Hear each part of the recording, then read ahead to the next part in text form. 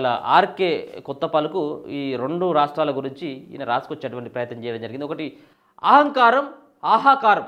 అధికారంలో ఉన్నప్పుడు కన్ను మిన్ను కనపడ కన్ను అధికారంలో ఉన్నప్పుడు కన్ను మిన్ను కనకుండా అహంకారపూరితంగా వివరించిన వారు ఇప్పుడు ప్రజాస్వామ్యాన్ని గుర్తు చేసుకుంటున్నారు. రాజకీయాలలో వ్యక్తిగత కక్షలకు తావు ఉండదు. కానీ ఇటు తెలంగాణలోను అటు ఆంధ్రప్రదేశ్లోనూ జరిగిందేమిటి?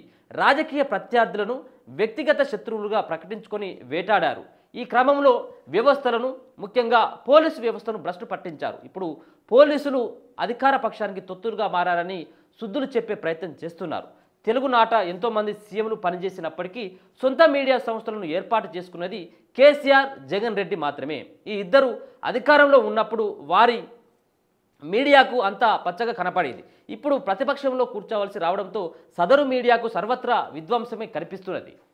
తెలంగాణ రాజకీయాల్లో వ్యక్తిగత కక్షల ప్రధాన ఎజెండా అయ్యాయి. ఇటు కేసీఆర్ అండ్ కో, ఇటు రేవంత్ అండ్ కో కత్తులు దూసుకోవడం మొదలైంది. ఎన్నికలు జరిగిన ఏడాది కూడా పూర్తి కాకముందుకే తెలంగాణ రాజకీయాలు ఇంతలా మండడానికి కారణం రాజకీయ వైరం స్థానంలో వ్యక్తిగత వైరం ప్రవేశించడమే.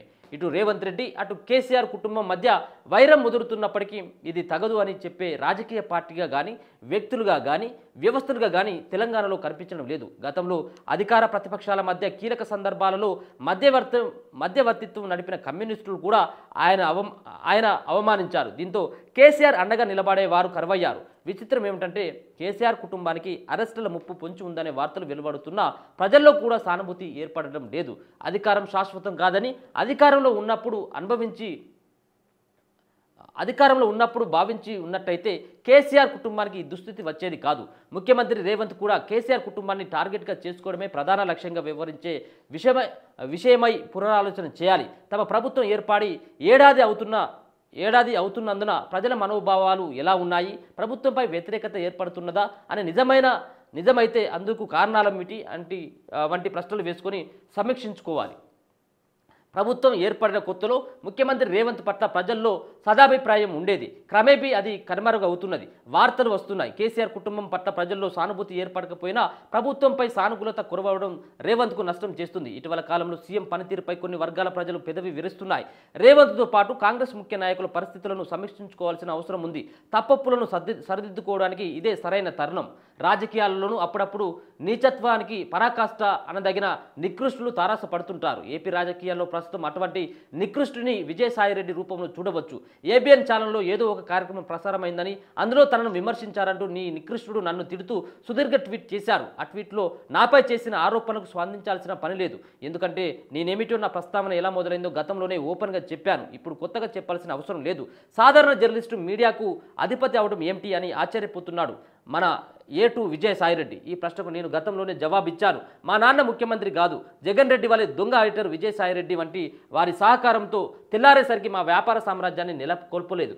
ఒక్కో ఇటుక పేర్చుకుంటూ ఆంధ్రజ్యోతిని విస్తరించాం.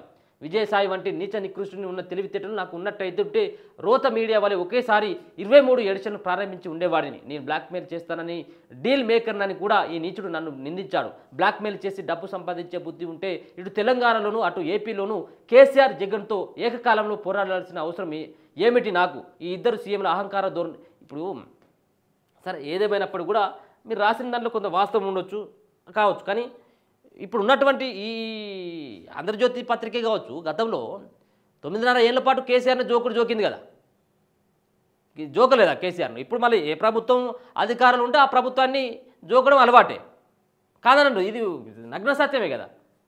ఒక ఆంధ్రజ్యోతే కాదు, ఏది ఉన్నప్పుడు కూడా ఏ ప్రభుత్వం ఉంటే ఆ పార్టీని జోకాలి, ఆ ప్రభుత్వాన్ని జోకడం ఇది అలవాటు అయిపోయింది. మొత్తానికైతే ఈయనే అహంకారం, కేసీఆర్ యొక్క అహంకారం ఎక్కువైపోయింది. వాళ్ళు ఒకవేళ జైలుకు వెళ్తారన్నారు కానీ మరి ఎవరు కూడా పట్టించుకోవట్లేదు. ప్రజల దగ్గర నుంచి ఏమైనా సానుభూతి వస్తుందని చెప్పేసి ప్రయత్నం చేసినప్పుడు కూడా సానుభూతి అయితే రావట్లేదు అన్నటువంటి విషయాన్ని చెప్పుకుంటూనే రేవంత్ రెడ్డి పట్ల కొంత ప్రజల్లో విశ్వాసం సన్నగిల్లిపోతూ ఉంది.